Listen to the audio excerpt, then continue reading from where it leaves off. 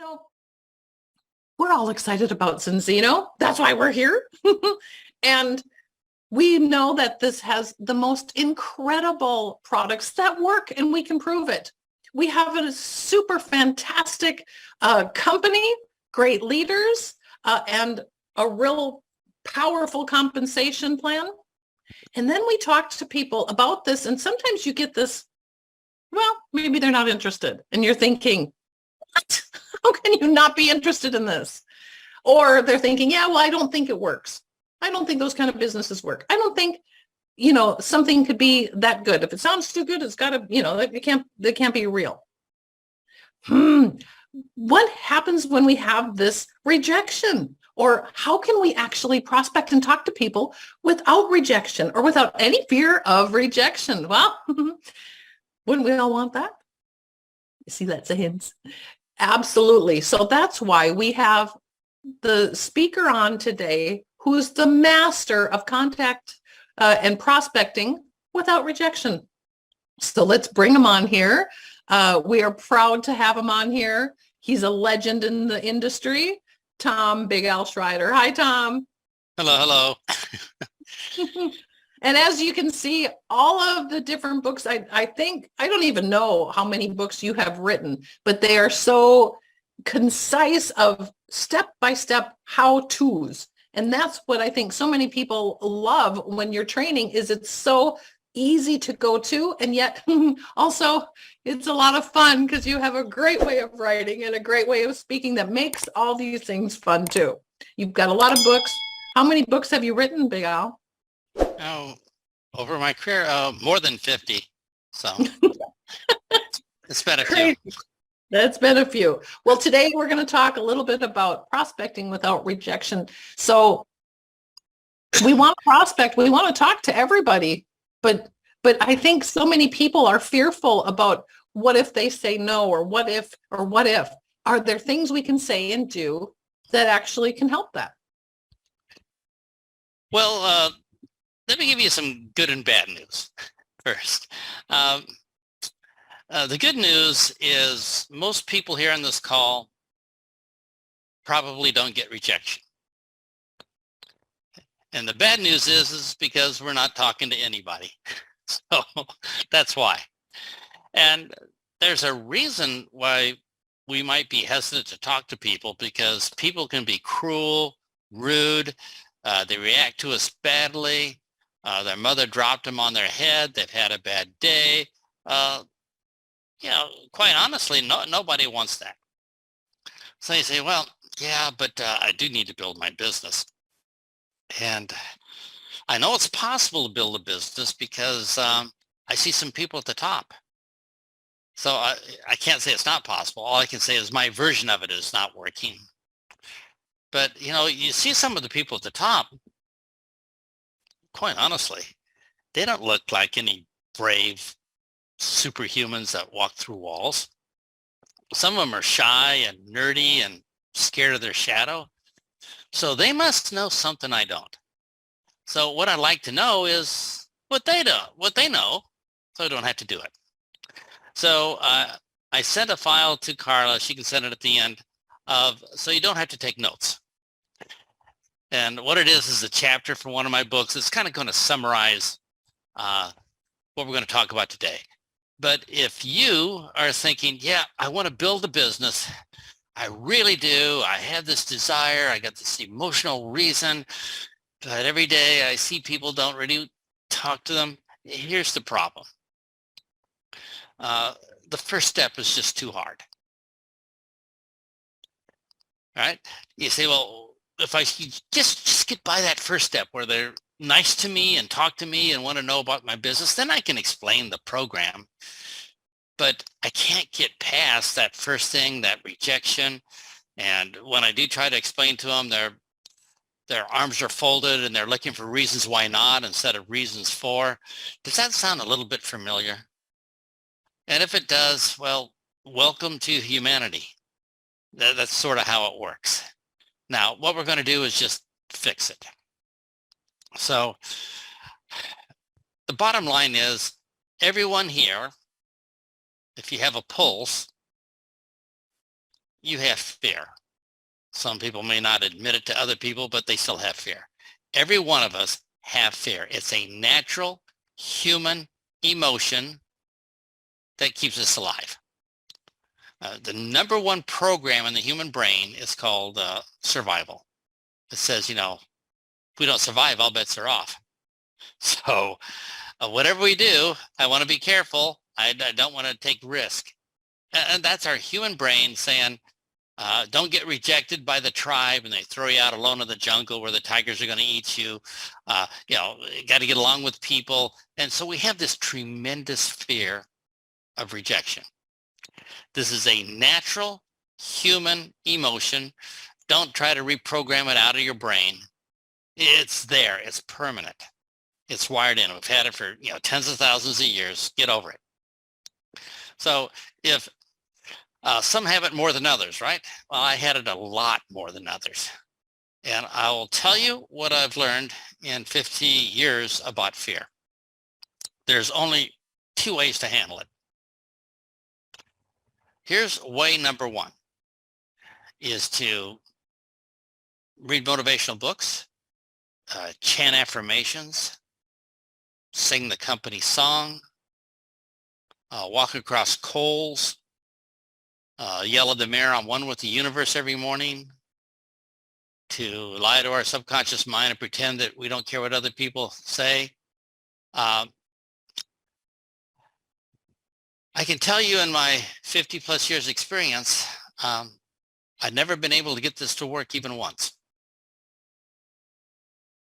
So if you tried those things and it didn't work, well, welcome to the club. Here's the second way to handle fear. Just completely avoid it. Go do stuff that's scary. So here's an analogy. You win a trip to Disney World, right? And you're at this nice hotel and you can see Disney World in the distance, but between you and Disney World is this swamp, this jungle, and this cemetery.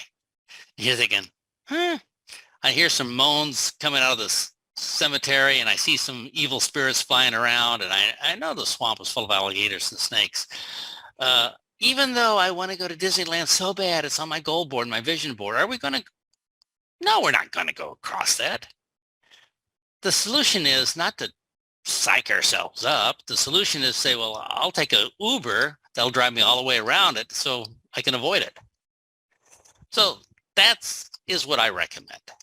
You can do it either way you want, but if you avoid it, you don't have to deal with it. So the first step is what's holding us back. You know, we have these great goals. We really want to build this business, but we're pretty inconsistent because we have to make a strong, conscious decision to actually talk to this person and risk rejection. And what are we going to say? It's pretty ugly, isn't it? So how many people are all in thinking, you know, let's go the avoidance route. And that way we don't have to change our entire personality and everything. So here's what's going on. When we talk to people, please don't take this out of context or take it badly, but neuroscience tells us this. Humans don't use their free will. All they do is react. They're reactive. All they do is react to whatever happens that day. They react to something bad on the news, or this tasted good or didn't taste good, or Mary told Sally this. People are just reactive. They don't consciously use their free will hardly at all. So here is why I want to bring that up. If people are pretty much 100% reactive and they say no, who are they reacting to? Us. And that means all we have to do is change what we do and they will react differently.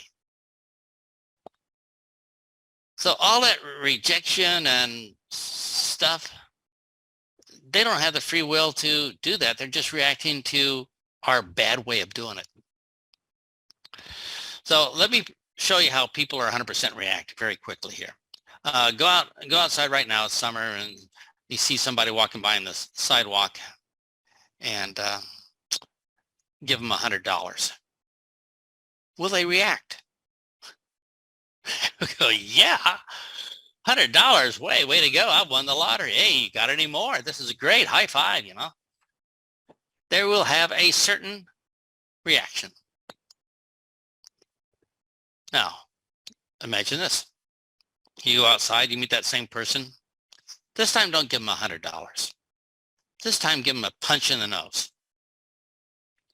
Will they react? Yeah, they'll react. Well, I know in Sweden, they're all polite. They probably go say, well, that was very rude, but they'll have a certain reaction. The point is, it's the same person, two totally different reactions. Same person. Did the behavior of that person have anything to do with that person or everything to do with the reaction to what we said and did? There it is. So we say, I got it. All I have to do is change what I say and do, and they will react 100% differently, and I won't be scared. I can talk to unlimited people. It's going to be the best thing ever. And that will get us to our first baby step. And here's what's holding us back, that first baby step. Because we can't tell anybody about the wonderful company or the wonderful products and the wonderful upline. We can't tell them about that if they're not even hearing about it, or they've rejected us before you even started and said, oh, I'm busy, I'm not interested. You know, somebody says, I'm just not interested, I'm busy. These are probably friends and relatives who say, I really want to tell you no, but I really can't because, you know, I got to be polite. So I got to tell you no in secret code. I'll get back to you. I'll talk to you later, but it's still a no. But what we want to do is get a whole lot of yeses. So let's learn how to do it. So for the folks I haven't offended yet, let's get rolling. So what are they reacting to? Well, there's just a couple things. How many people here have ever seen somebody and you just knew they were a salesman? Before they even said anything, you just knew it. And what happens is we look at their body language, don't we? Now, we look at their body language, we listen to their tone of voice, the words they say. There's a lot of things we judge on these people. We look at their microfacial expressions. The human face can make approximately 25 different poses per second. Now, women are pretty good at this. They can move one eyebrow at a time. Men can't. But the point is, you can look at somebody and tell if they have a fake smile or a sincere smile. You say, well, those muscles and the lips are a little bit thinner.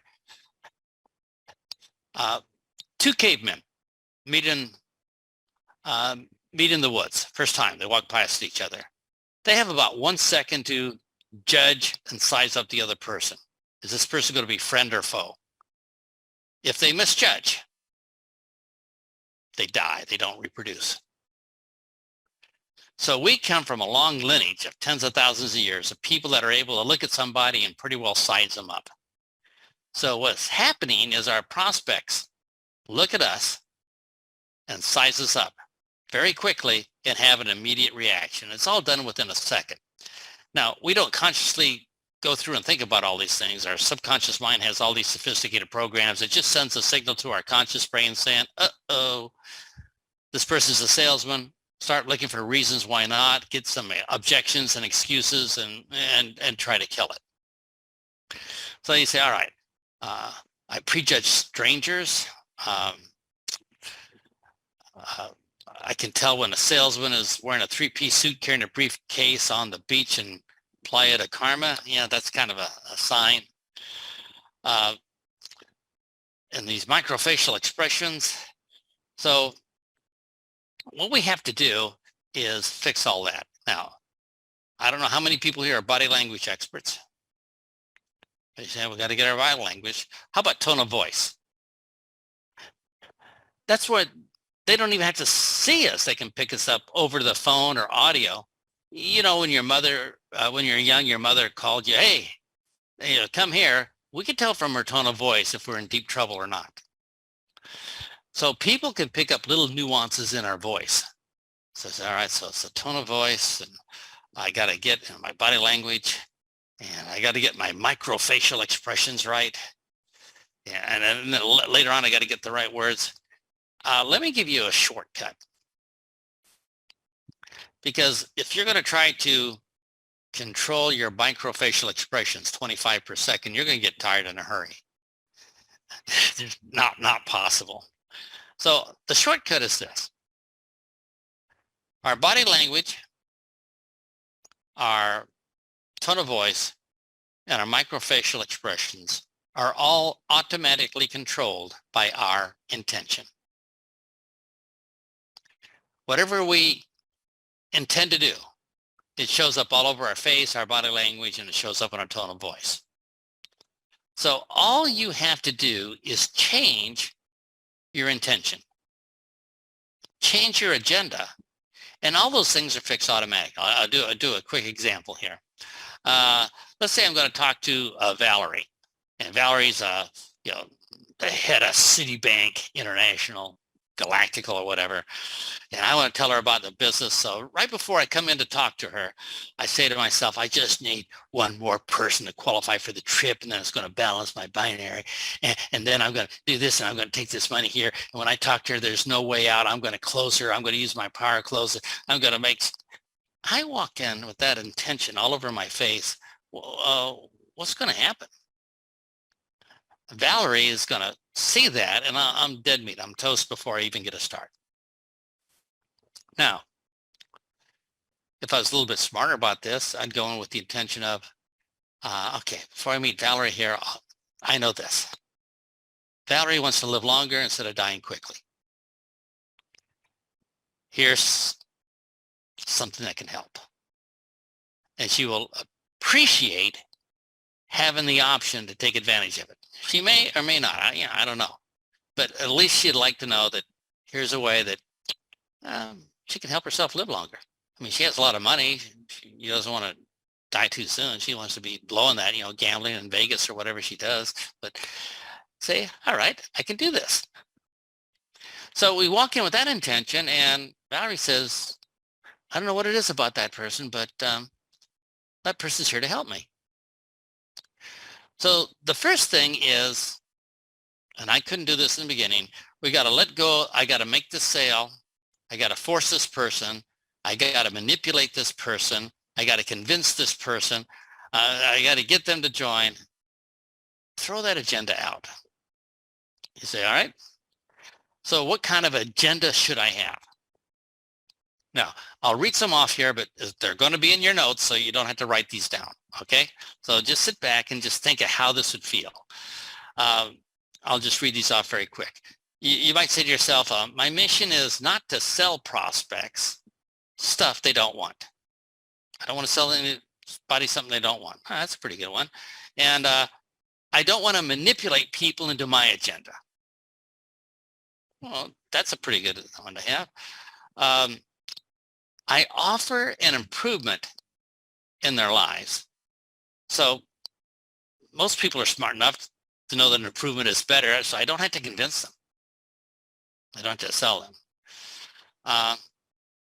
I'm not asking a favor or even asking them to buy. Just giving them that extra option. And the reason I'm not pushing it because prospects, they know their lives and situation much better than I do. They know how much money they have in the bank right now. They know if they have a problem at home or their kid is sick or if they have to start serving their life sentence tomorrow. They know these things. I don't. So it's kind of presumptuous of me to try to make the decision for them what's better for them. They know. My job is only to get them to want to hear what I have to offer. And that way they have a chance to make a choice. So that's my intention, to have them hear, because if they don't hear it, I'm withholding that opportunity from them, and that's pretty cruel. I'm not a mean person. You say, And if somebody says no, they're not saying no to me personally. They're saying no to this offer that I'm going to make them. And if they say yes, they're just agreeing to a conversation so I can give them this option, these details. And some prospects are going to say no because their current circumstances will prevent it. And talk a little bit more about that in a second, because some people have to say no. And I'll give you a whole list of people. So Big Al, I got a couple questions here, because I think, when people get involved with ZINZINO and they really love everything. And so, but they also have these start things. I mean, they want to contact friends and family to get started, but they also have different goals of, we need some customers and partners to get our fast start bonuses and stuff. And we have the first people. Everybody who gets started has the first people in their mind. And they're thinking, okay, for sure I need, this brother or sister or certain aunts and uncles. And I know they have some issues. And these people are really, health-minded. And yes, the first thing is most of the time we don't have to try to explain things because we have upline that can help with that. But we just need to get that meetings booked, right? Right. And people are so scared of that, but they also have in mind, and of course we want to have the right intentions because we're just giving a choice and an option. I love those words that you're using, choice, giving that option. They don't have to say anything, but people are scared in some ways because they also have in their mind, I really would like to get this customer or partner. Yeah. And we'll cover that. Okay. I'm just checking. Because I like what you're saying in regards, have the right intention is what you're saying. Because we're not going to get anywhere with the wrong intention. Yep. So here's our choice. We can have the wrong intention, which is all about me, and nobody wants to listen to me, so I don't have a chance to give them this gift. And the other one is, let's have the intention that all we want them to do is hear this option. Mm-hmm. So here's the final agenda one. And that is that we are not in charge of other people's decisions. We're not in charge of the job they chose or the spouse they chose. All we're in charge of is offering them something. So if we can do that and don't worry about getting our first customers or a paycheck or anything, this will at least keep our friends and family from avoiding us because they can see the salesman drool coming out of our face. They say, all right, so we don't have to worry because we say to ourselves, I give them this gift, but I don't know their current situation. Because some people don't qualify. So let me give you some reasons. And this will help relieve the pressure from us. So if somebody says no, we're not going to take it personal. We're going to say they're saying no to the offer. Now, I will tell you that whatever we offer them is better than what they have now. People aren't dumb. They can do math. Having more money in their life is better than less money. Even if they flunk math, they can kind of figure that one out. Or how about this one? Living longer is better than dying quickly. I don't know. I didn't take biology in high school. I'm not sure. They can figure this out. People are not dumb. So what we offer them is guaranteed to be better than what they have. So we don't have to sell them. And if we take that attitude or impression or agenda in our mind, you say, wait a minute, that's going to make my presentation so much easier because my presentation is not to convince them or to sell them. It's just to answer their questions. How's this work or whatever. Say, okay. Now let me give you one more reason that will, one more thing that'll make it easy. And that is there's some reasons people can't buy or can't join. So let's cover them now, because when we join, we say, well, everybody will want to if it's better, but not everybody does it, right? So why don't they? So I'll give you a couple reasons here. Number one, they don't have any money. They barely have enough money for the next meal. They have other priorities at this very moment. So they can't right now. Maybe it's for later. And we can accept that because, people have to take care of the basics. Some people are saying, well, but I live in Mongolia and you don't ship there. Well, yeah, they don't qualify. How about somebody who's 11 years old? They can't buy. So it couldn't be everybody. Some people, their mother dropped them on their head. Let's just face it. They just can't think straight. Leave them alone. Some people have some really negative programming. I'm a professional victim. Please don't mess that up. Don't ruin it. Yeah, I want to fall on the sword. Would you hold the sword for me? Yeah, I'll do that. But we should accept that it's okay that some people say no. Now, here's the difference. If we have our own agenda, we're trying to sell them, maybe 1 out of 100 people will give us a fair hearing. If we have no agenda, right, only to help them, we have 100 people that listen to us, and maybe 50 of them qualify. We're 50 times ahead. So that's why we have to fix what's in our head first, so more people will at least listen to us and listen to us fairly. So I'm going to give you some ideas of what you could say. I'm going to read a couple sentences here, and I want you to say in your mind, could I say this to start? If you say these words to start, I will guarantee you that people will not be looking for reasons why not, but they'll be looking for reasons why it could work. Is that what we want? If I call you and I would say, I'd like an appointment so I can come give you a presentation, what are you thinking? Salesman. Look for reasons why not. I need objections at the end because if I don't have objections, how am I going to get rid of you? You're my friend, so I can't say you're stupid, but I can say, well, I have this objection. That's not good. But if I have the right agenda where I say, hey, this is another option in your life, you think, wait a minute, the only way I can make this option work is if I can figure out how to make do something in my life. So let me look at some positives here, or else this option is useless. So it changes their whole mindset, how they look at what we offer. Now, you and I know what we offer is good, right?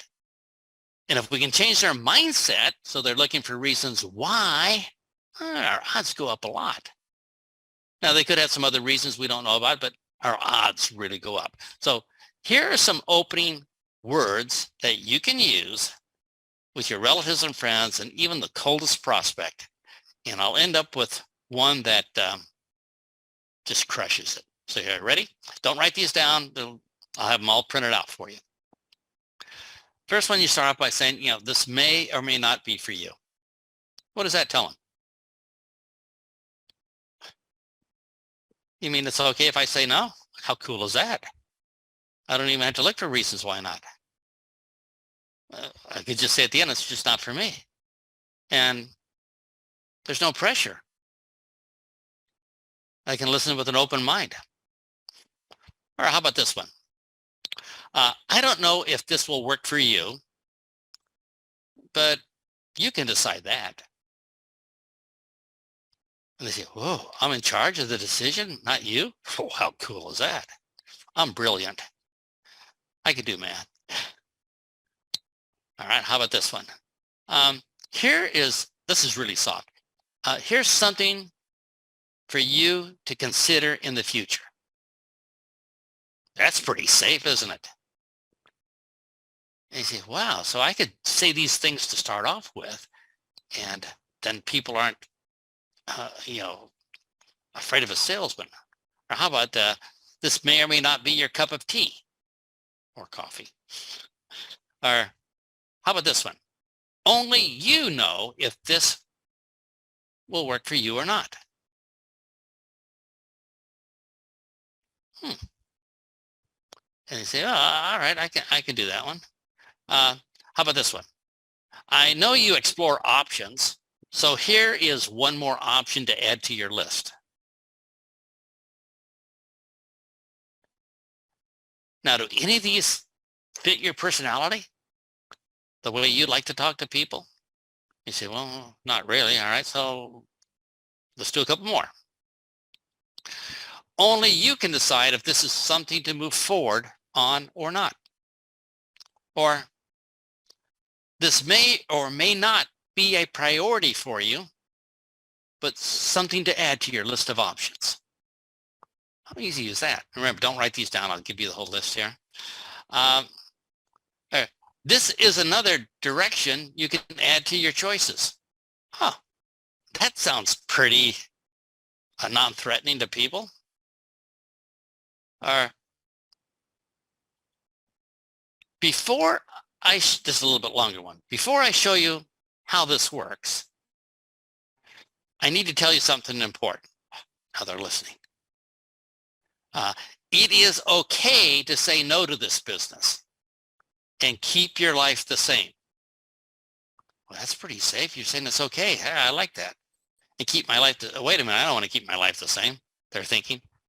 But it is also okay to say yes and change your life forever. And they say, well, anyway, let me show you how this works. Now, that's a little bit more direct. You say, oh, that's pretty good. Or how about this one? Especially for relatives, this is one's good. It is okay to say no. I just didn't want to feel guilty that I didn't mention this to you. And I like this because I can talk to anybody without feeling icky about it. You know, I don't want my aunt to find out, 6 months from now that she could have been healthy, right? Or could have been earning money instead of all her stress. Now, I'll do this last one, and it's a little bit longer and a little bit more pro. But you say you're talking to somebody, I want to tell you about the business, and they say, well, I don't know. And you say this. So again, don't write these down. All the text is here. And this is a little bit longer, but think of what's happening, how they react. I start off by saying, I have 2 offers for you today. Now, what are they thinking? What's the second most important program in the human mind after survival? Curiosity. They can't stand it. They have to know what they are. So if you start by saying, I have 2 offers for you today. All right. Offer number 1 is keep your life the same. Don't change anything. Now, what are they thinking? Oh, I can do that pretty well. You've taken all the pressure off. And offer number 2, here's our option to fix your problem, whatever they've been talking about. You know your situation much better than me, and I'll let you choose. And if you choose option number 2 to fix a problem, I'll explain how it works. Guess how many people have turned me down by saying that? 0. They all want to know how option number 2 works. They're asking me for a presentation with an open mind to see how it could work for them. And they know they're safe because they can always just keep their life the same. Now, if you were thinking people are idiots, they can't tell good from bad. No, they're smart. They can take what we offer them and say, well, that's a lot better than what I have. And as long as there's no pressure, we don't have an agenda, they feel free to choose it without all this other drama in their head that we caused. So this is what's holding us back, not having words like this to say in our agenda. So if we can change our mind that all we have to do is offer this, and most people are smart enough to figure this out. Some people can't do it right now, and I'm okay with that. And then I start off by these words. We can talk to 10 times more people than we are right now. And we can talk to people without any rejection. Now, let me explain what's happening to us before we know this. And that is, our minds are actually prediction machines. Our mind is stuck inside our skull. It can't see out. All it has to do is say, I want to predict what's going to happen next so we can be safe and survive. That's its job.